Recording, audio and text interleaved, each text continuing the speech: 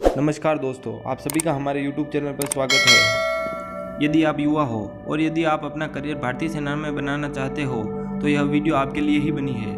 भारतीय सेना ने एक प्रस्ताव रखा है जिसे अगर अमल में लाया गया तो आम लोग भी सेना में जा सकेंगे। यह 3 साल की इंटर्नशिप होगी, लेकिन इसमें होगी वर्दी और रैंक। जवान भी भर्ती किए जाएंगे और अफसर भी। अभी यह प्रस्ताव है, लेकिन काफ़ी कुछ है जिस पर आपको गौर करना चाहिए। मिसाल के लिए एक ही साथ सेना राष्ट्रवाद, देशभक्ति और बेरोजगारी का जिक्र कर रही है। समझिए प्रस्ताव है क्या। यह खबर बाहर से आई सेना के एक इंटरनल नोट के जरिए सेना में अलग अलग तरह की नीतियों के लिए विभागीय पत्राचाल चलता है। जितनी जानकारी मीडिया से आई है उसके मुताबिक सेना के नोट में इस 3 साल की इंटर्नशिप को कहा जाता है टूर ऑफ ड्यूटी। यह उन युवाओं के लिए होगी जो सेना को अपना स्थायी पेशा नहीं बनाना चाहते, लेकिन पेशेवर फौज वाला थ्रिल और एडवेंचर महसूस करना चाहते हैं। देश में बेरोजगारी की समस्या है, राष्ट्रवाद और देशभक्ति की भावना एक बार फिर बढ़ रही है। यह प्रस्ताव कॉरपोरेट नौकरी की बोरियत दूर करने के लिए कहीं आगे की बात करता है।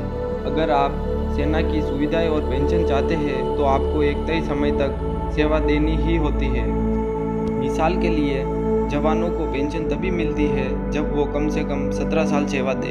टूर ऑफ ड्यूटी वाला नोट इस अनिवार्य सेवा के सिद्धांत से इंटर्नशिप या अस्थायी सेवा के सिद्धांत की तरह जाने की बात करता है। इस दौरान वेतन मिलेगा, लेकिन पेंशन या ग्रेजुएट नहीं, और यही इस प्रस्ताव का सबसे अहम हिस्सा है। थल सेना में ही क्यों? थल सेना में चूँकि सबसे ज़्यादा लोग हैं, बजट कम करने का दबाव वहाँ सबसे ज़्यादा है, इसलिए इस पर आश्चर्य नहीं हुआ कि ऐसा प्रस्ताव थल सेना में ही सबसे पहले आया। इसमें बताया गया है कि 17 साल सेवा करने वाले एक जवान की जगह अगर टूर ऑफ ड्यूटी वाले सैनिक को लगाया जाए तो 11.5 करोड़ की बचत होगी। टूर ऑफ ड्यूटी इंटर्नशिप की तरह है तो उसमें पेंशन नहीं होगी। सेना के नोट में ये भी लिखा है कि युवाओं की ऊर्जा का सही इस्तेमाल होगा, सैनिक ट्रेनिंग और तौर तरीकों से आबादी का स्वास्थ्य बेहतर होगा। इंटर्नशिप के बाद पेंशन नहीं होगी, लेकिन सरकारी नौकरी के लिए योग्यताओं में छूट दी जा सकती है। कॉरपोरेट सेक्टर भी टीम वर्क और लीडरशिप स्किल सीख चुके युवाओं को अपने यहाँ नौकरियों में प्राथमिकता देगा। जितना गणित इस प्रस्ताव में समझा गया है उससे यही लगता है कि प्रस्ताव बेरोजगारी युवाओं को थ्रिल और सेना के एडवेंचर से रूबरू कराने से ज़्यादा पैसे बचाने के बारे में है। पेंशन तो अच्छी है, फिर दिक्कत यह है सेना एक खतरनाक पेशा है, जान जाने का जोखिम है। फिर फौज को युवा बनाए रखने के लिए बड़ी संख्या में सैनिक और अफसर जल्दी रिटायर कर दिए जाते हैं। आपने कर्नल थ्रेशहोल्ड सुना होगा। सेना में स्थायी कमीशन लेने वाले अफसर लेफ्टिनेंट कर्नल के पद तक आसानी से पहुंच जाते हैं, लेकिन इसके बाद ज़्यादातर अफसरों को रिटायर कर दिया जाता है और चुनिंदा अफसरों को उच्च पदों के लिए ट्रेनिंग दी जाती है। ऐसा ही जवानों के साथ भी है, इसलिए पेंशन दी जाती है ताकि कम उम्र में रिटायर्ड होने वाले लोगों के पास आय का कुछ जरिया हो। लेकिन पेंशन ने सेना के बजट पर काफ़ी बोझ डालता है, खासकर 1 रैंक 1 पेंशन के नियम के आने के बाद से।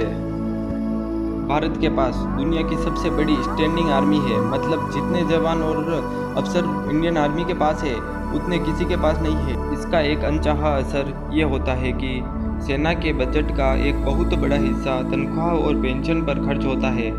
यह खर्च कितना है इसे ऐसे समझिए, 10 साल में 3 सेनाओं का पेंशन बजट 10 गुना से ज़्यादा हो चुका है। 2005-06 में जहां पेंशन पर 12,715 करोड़ खर्च होते थे, वही 2020-21 में इसके लिए 1,33,000 करोड़ का बजट रखा गया है। सेनाओं में आधुनिक साजो सामान की खरीद के लिए पैसा रक्षा मंत्रालय के कैपिटल एक्सपेंडिचर में से आता है।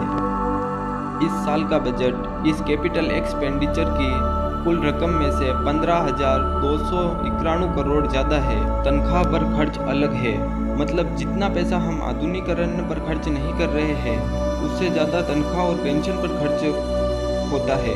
रक्षा आधुनिकीकरण जरूरी है, लेकिन सरकार इस पर भी फूक कर ही खर्च करना चाहती है। इसलिए तीनों सेनाएं पेंशन और तनख्वाह पर हो रहा खर्च घटाने में लगी है।